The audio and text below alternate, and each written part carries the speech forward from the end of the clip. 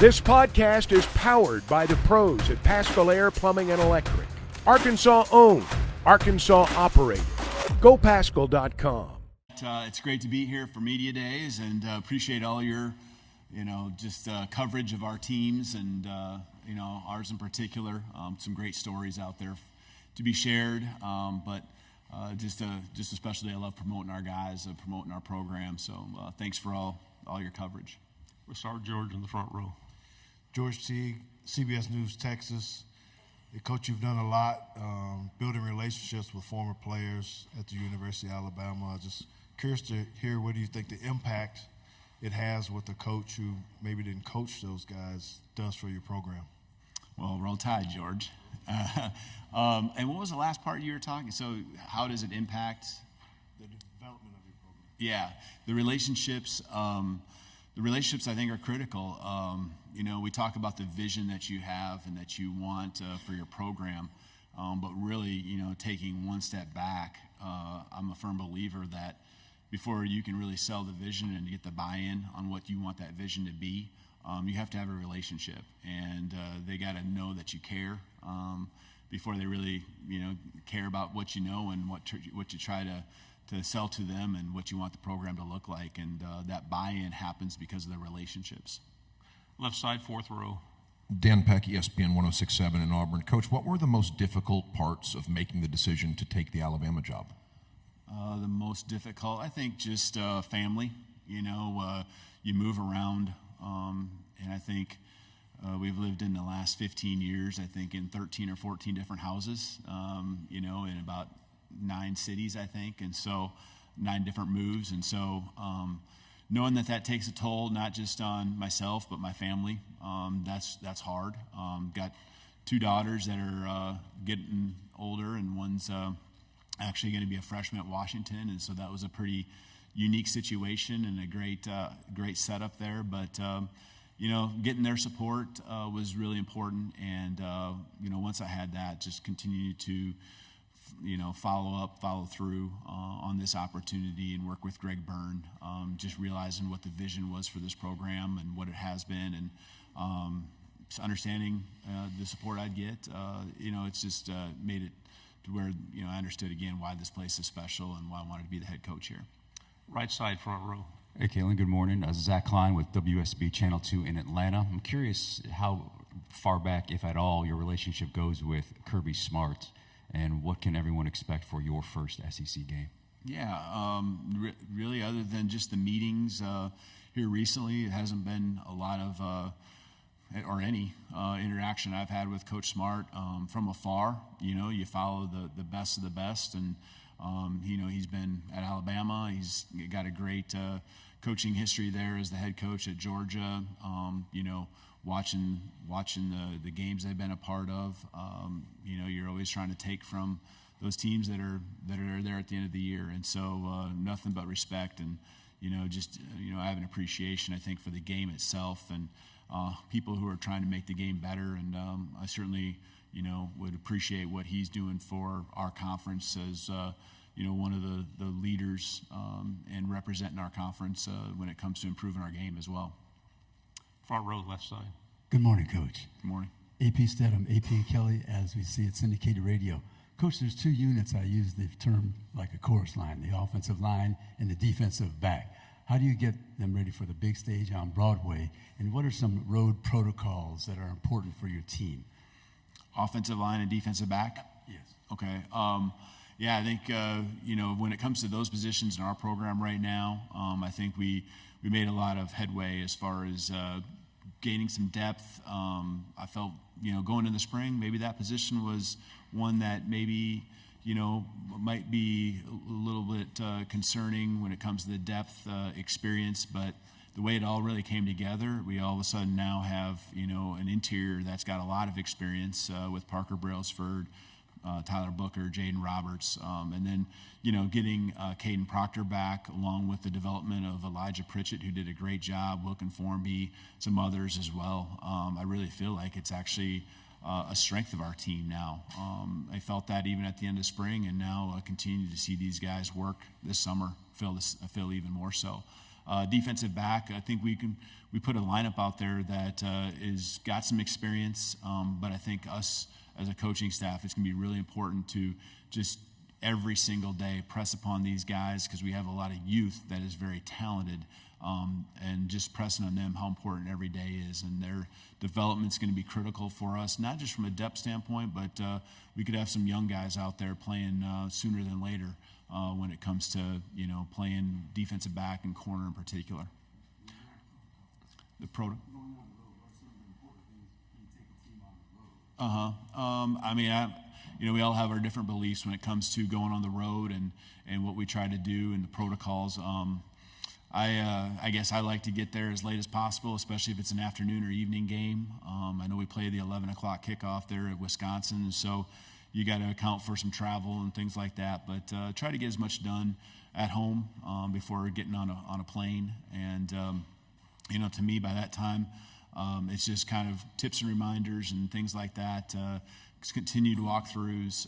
Just want the guys to be confident, relaxed, doing everything you can to make sure their headspace is good going into the Saturday. Right side, third row.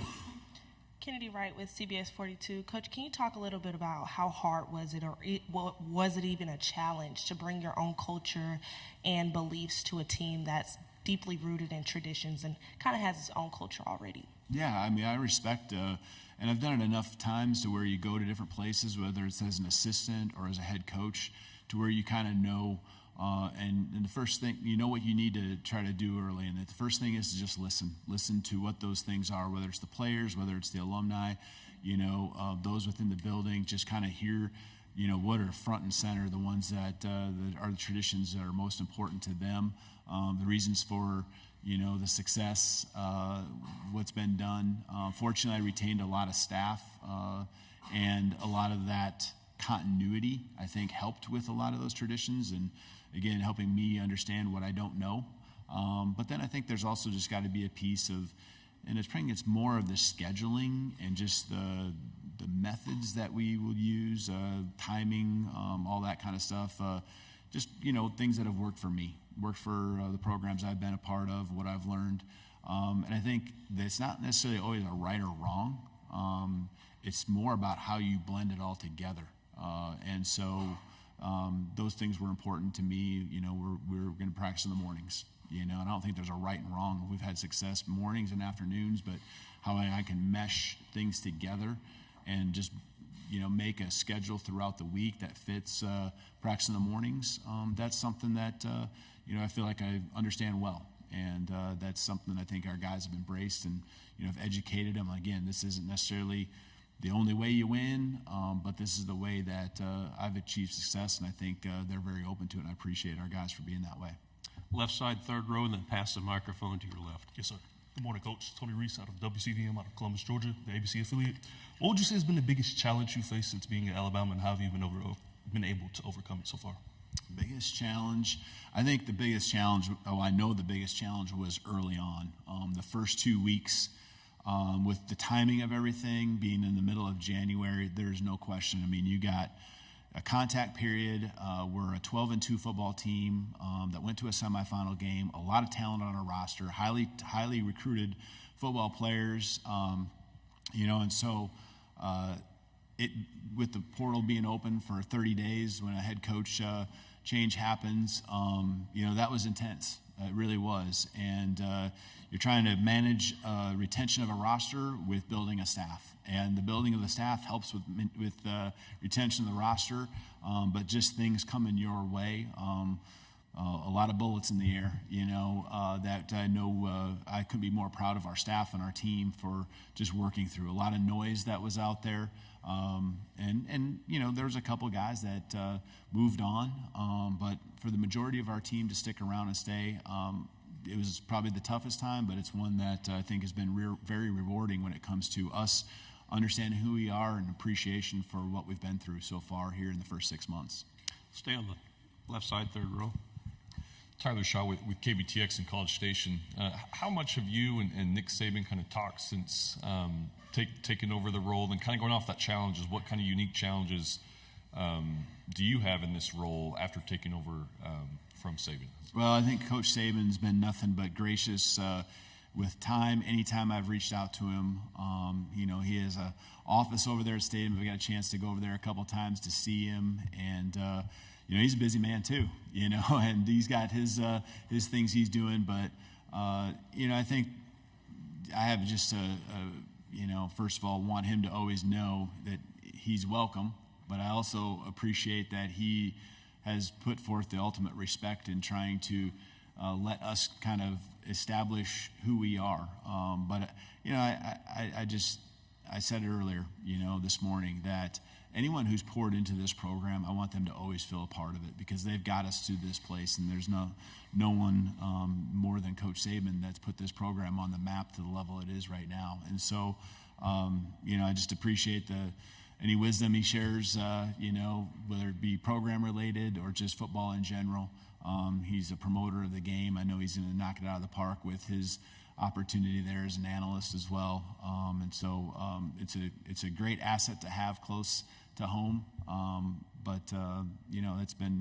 He's been great for our staff as well. A couple of our staff members have gone over there and met with him, whether it's football related or even not football related. So nothing but appreciation for everything he's been to us so far at this point. Right side, fourth row, then pass the microphone to your right. Hey, Coach. Michael Bronner for WNSP in Mobile. You talked a lot about Jalen Milroe, and there a lot of people have been hopeful that you'll be able to help him take that next step as a passer. Of course, the season Michael Penix had for you last year. What do you think it is about your offense that allows a quarterback to be the best version of themselves? Yeah, sure. I think that there's I think, first of all, the talent of your quarterback is most important, right? You can go to drastic levels and talk about a guy who can't pass. Well, in the end, your passing game's not going to be what you want it to be. But, Jalen's super talented, when it comes to down the field throws, which are not easy. He was one of the best in the country. He and Michael both were two of the top, I think 3 or 4 in the country when it came to accuracy, efficiency, yards per attempt in some of those areas, depending on how you look at it. I think just continue to grow his game, build confidence. It's new language, verbiage that he's got to learn, directing the whole show, and knowing the things that he can do within our system without making it too complicated. That's what Michael had. And he had a few years at it, right? Because we were together at 2019, 2020. He ran the same system under Nick Sheridan at Indiana, 21. And I know there was partial seasons, but then 22 and 23 there at Washington. So he had multiple years. And so, Jalen's just pouring himself into this, learning it as fast as he can. You're never going to question the work ethic of this guy. And, from a passing standpoint, he's got the skill set, he's got the tools. And now it's just tying the footwork to the reads and the progression, knowing when to take off and run, knowing how to move the chains, believing that, hey, in each other, that if you can go through your progression, we can call those shots down the field. If it's not there and you check it down, the next time we can call it again and be confident in calling them more often than less. Right side, fourth row. Hey, Coach. Ben Bobick, Local 3 News in Chattanooga. Amari Jefferson, a kid from the Chattanooga area, stayed over from Saban's recruitment. How do you foresee using him, his playmaking ability in your offense, and has he transitioned to the college football, at least, Amari just came in this summer and extremely, talented, highly touted, just versatile. You see it with the other sports and things that he can do. I think right now we're just learning the offense, learning the system. We get to work with them skill set wise during this time of the year. I get a chance to see that, and you can see that he's going to become a really good player in our program. And, at that position, we'll rotate guys in, and especially if they got a way that they can help us with different certain packages. I'm anxious to get to work with Amari here in the month of August and, get him, see how quickly he can pick things up and get out there and do some things for us. One final quick question right here on the left. Good morning, Coach. Michael Giddens, War Report, Auburn, Alabama. Can you talk about the difference in the types of defenses you had success against in the PAC and what you'll be facing week in and week out in the SEC? And, will any of those differences have an impact on your decisions to either call plays or delegate that responsibility? Yeah, from a calling play standpoint, Nick Sheridan will call the plays, and I just think Nick's a brilliant mind. We have some great staff that I know with a guy like Jamarcus Shepard. They've worked together now for multiple years, and certainly I'm, very much involved in not just the offense but the defense too. And the system is what we've built over many years, and I know Nick's extremely sharp in knowing how to go on the tangents we need to with the personnel we have to make the offense the best it can be. But that's, I think when it comes to applying it to the defenses we'll see this year, I think there's always going to be a variety. I think every conference presents a variety. The talent level here and there might be different. The strengths might be different. The styles you see, there might be more trends in one conference than another, but I think at some point throughout the season, you see almost everything. Coaches go from different sides of the countries to the others, and they institute their packages, their schemes. And so, I think having done this now over 20 years, I think I don't want to say seen everything, but I think you've seen a lot. And you know how to manipulate, defenses. You know how to, attack in the areas maybe that are weak, and how people are going to look at you, I think is as much as important as anything, and them trying to stop what you do best. And so having those little tangents that I referred to and sharp coaches like we have, that's important because as the season goes on, we'll continue to evolve our offense and had to adjust and counter the things that are coming at us.